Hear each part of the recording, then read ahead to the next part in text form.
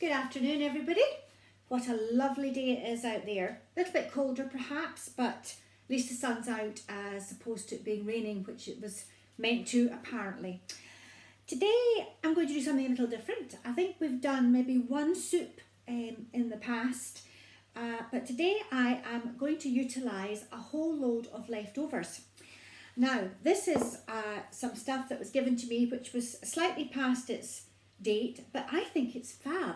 This is sweet pepper, and it's not hot like the ordinary hot peppers. It's just a nice sweet flavour, but you could obviously spice it up if you like with some paprika.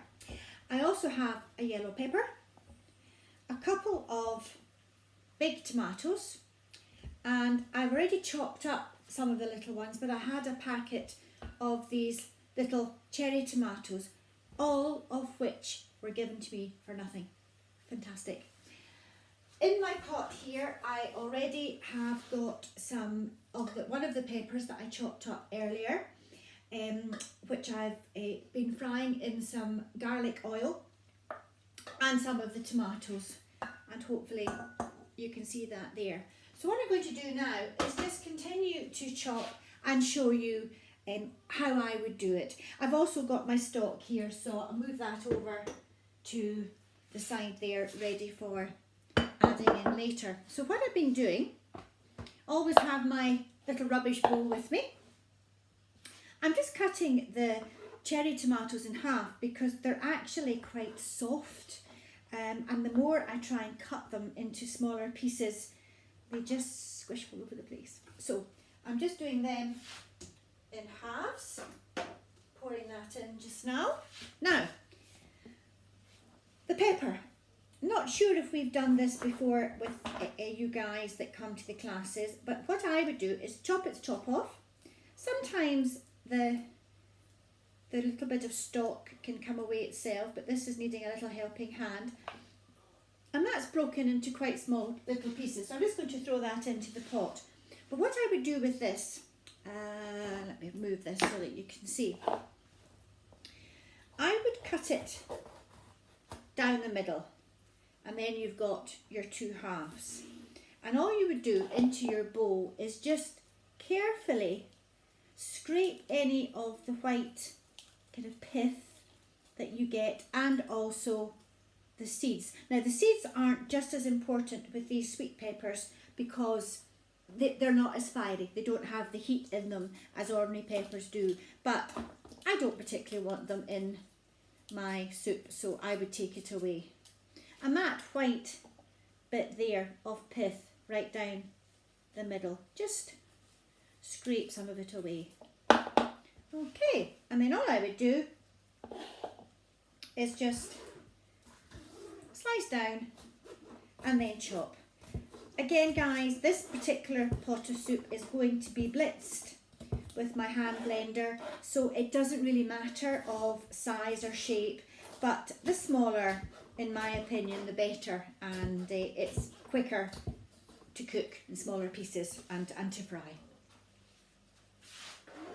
So I'm just going to pour that in, or scrape it in should I say. And the same applies to the other pepper. Now you see that green bit's just completely fallen out, which was so easy. And then just chop it up. And on this occasion, instead of cutting it in half, which you could do, I'm just going to take my knife around the middle, and then that should just hopefully come out.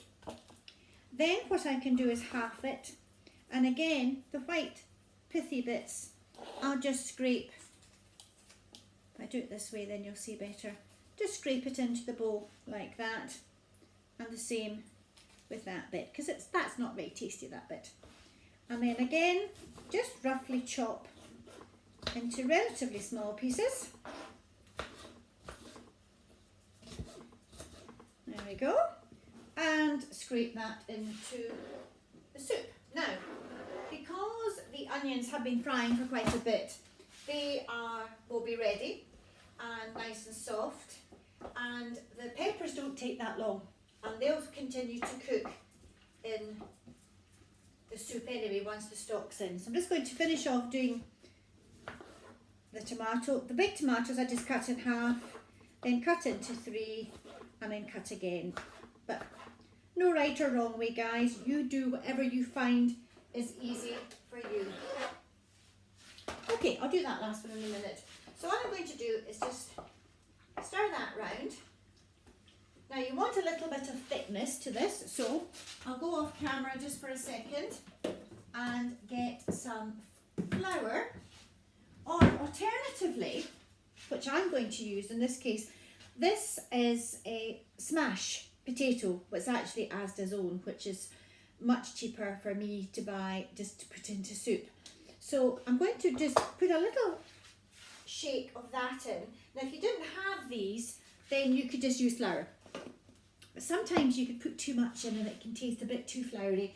So instead of putting actual potatoes in, which the starch in the potatoes would soak up any of the fat that you might have.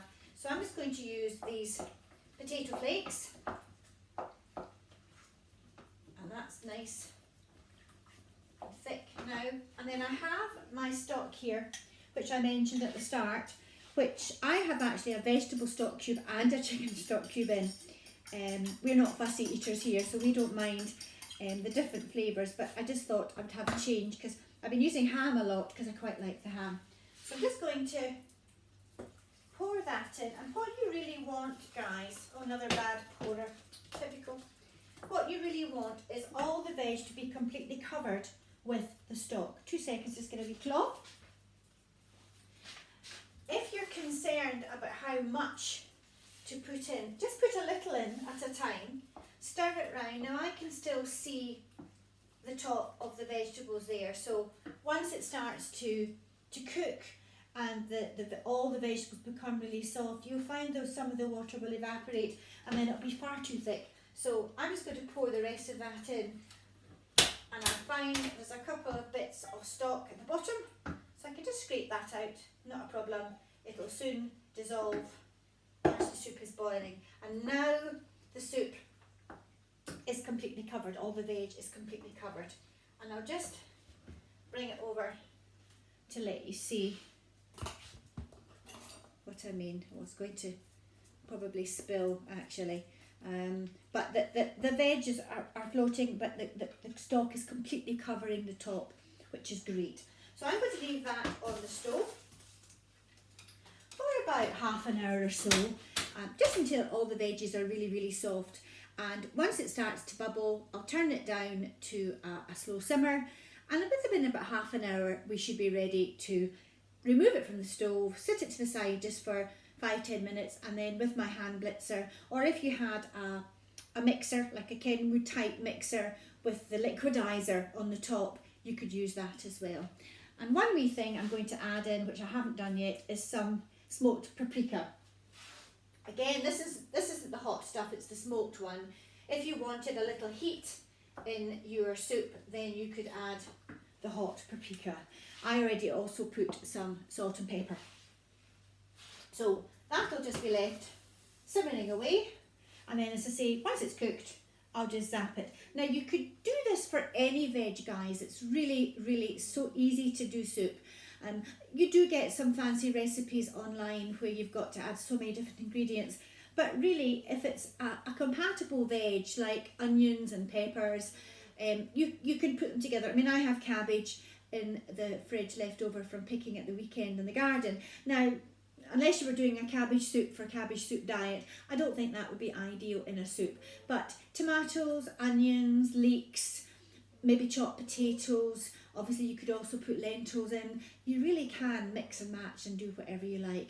And the simple rule of thumb, just fry in oil or butter. Make sure that there's no fat left, so you could either add some little flour or little potato flakes, stir that round till it's thick, and then you just add your stock. Boom, bam, bosh. And then it's entirely up to you what seasonings you decide you want to put in. So there we are.